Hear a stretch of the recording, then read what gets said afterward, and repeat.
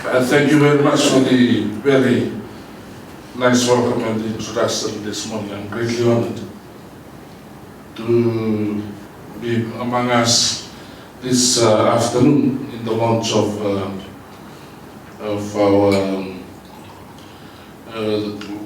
the activities that we will look into in the year 2016.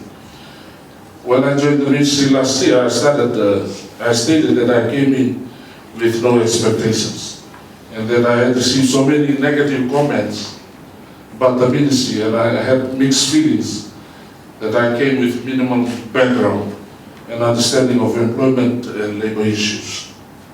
However, your support I quickly gained confidence and understanding about our ministry, and more importantly, I came to know how valuable our role is towards the overall development of Fiji. I commend the able leadership and commitment of the Permanent Secretary, the senior executives, and everyone in the ministry for establishing a sound platform in my role. I note that the ministry has completed most of the components of the revolutionary labor reforms and is reviewing and refining some of the earlier reform as part of the ministry's continuous improvement culture. These reforms have repealed and replaced outdated labor laws and policies, institutions and values, and replacing them with modern and progressive systems. In our operational reforms, four of our strategic business units, SBUs, are certified to ISO 9001 and 2008 QMS in 2015, with our intent for the remaining 7 SBUs to be certified in 2016. This paradigm shift enables our ministry to create much value and friendly and fair benefit for workers, and through government, through a modern, fair and just labor system that promotes social justice and sustainable wealth creation. I commend the ministry for understanding these major reforms without utilizing external consultants, thus saving millions of dollars in taxpayers' money, whilst boosting our knowledge capital. I acknowledge the emerging new roles of the ministry, which include the provision of employment creation services, productivity improvement, labor market information, social protection, occupational health service, the inclusion of the informal and rural economy in compliance activities, and active social dialogue. The evolving multiple roles of our ministry calls on senior executives and staffs of the 11 strategic business units to work together and align our resources in terms of the 2016 budget with staff vehicles and our workplace to provide more quality service delivery and a service culture that exhibits good governance and social justice. We will continue the successful labor reforms that have been implemented in the past 8 years. I look forward with hope and confidence to the completion of our labor reforms during my tenure, so that workers, employers and government, including the public, can enjoy the full benefits of the reforms. The whole nation benefits from its successful completion through better employment opportunities, productive employment relations, improved social dialogue, better work conditions, better wages, better global image, and better regional and international relations. With the renewed relations with New Zealand and Australia, I'm optimistic that there will be a better understanding and closer working relations under the seasonal worker scheme. Today we have sent 323 Fijians and social workers to both Australia and New Zealand. I hope to be visiting our workers and employers in both these two countries soon to capitalize on this work opportunity. I intend to build on this and ensure that work opportunity is first given to the most isolated rural communities. The Foreign Employment Service is reviewing its selection criteria to target most of the disadvantaged unemployed person living in the isolated rural settings of Itilemu, Bonualemu, and the Maritime Islands. This is our contribution to government's overall initiative of providing equal opportunities and the widest distribution of wealth. We hope that these rural workers will return to their villages and settlements and initiate economic activities.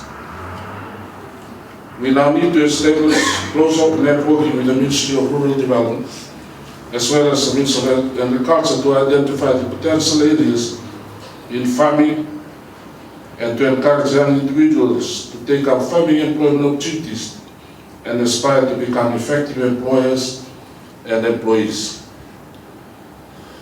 This morning I had a one-hour discussions with the ambassador from the United States.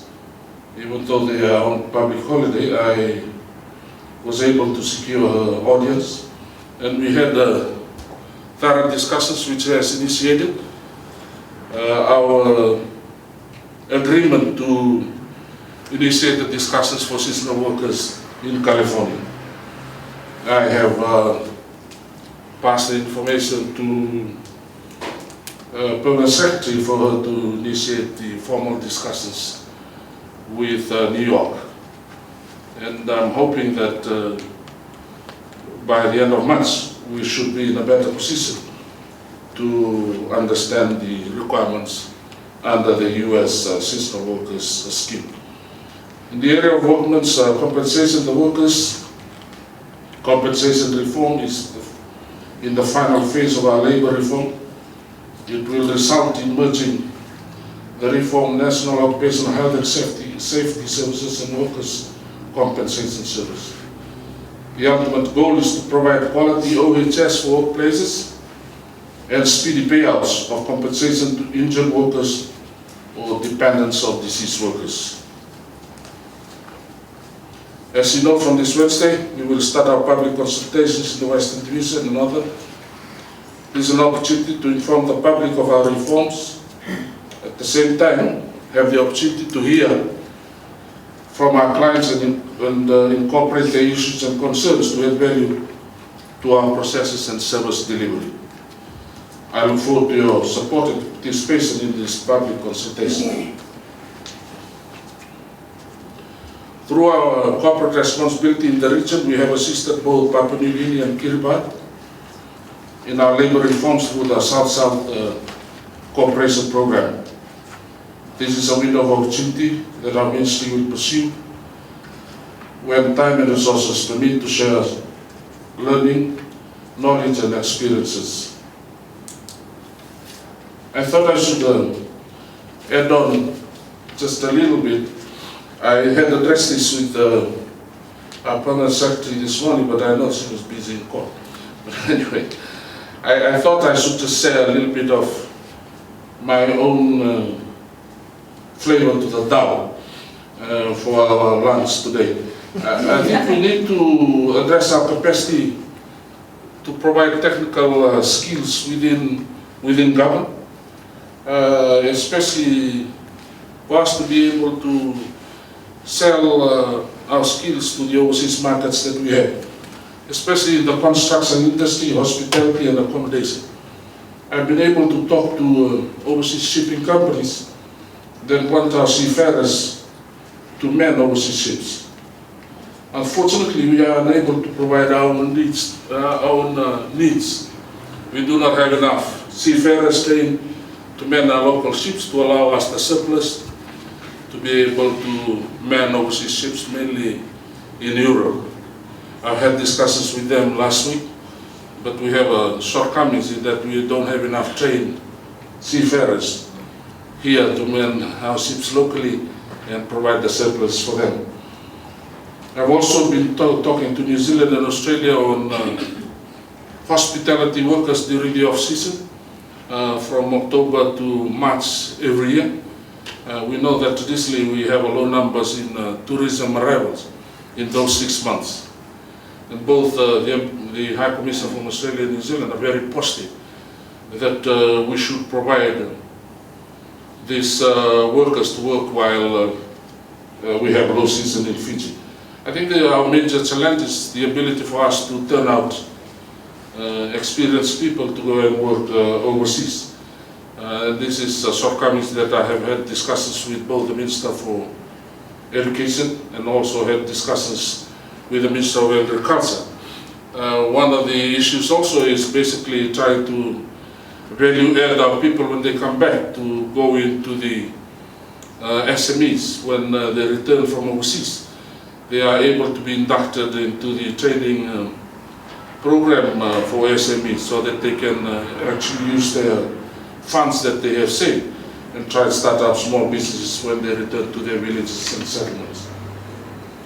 Caregiving is another market that I have discussed today for the US market. And I think productivity, PS, is an issue that we need to raise. The subject of productivity. We seem to be holding the Ministry of Employment, Productivity and Industrial Relations, while the productive aspect is really out of our reach. It's now with FNU. We need to have the mechanism to upgrade our own workers that are working in these industries to improve their productivity and bring their level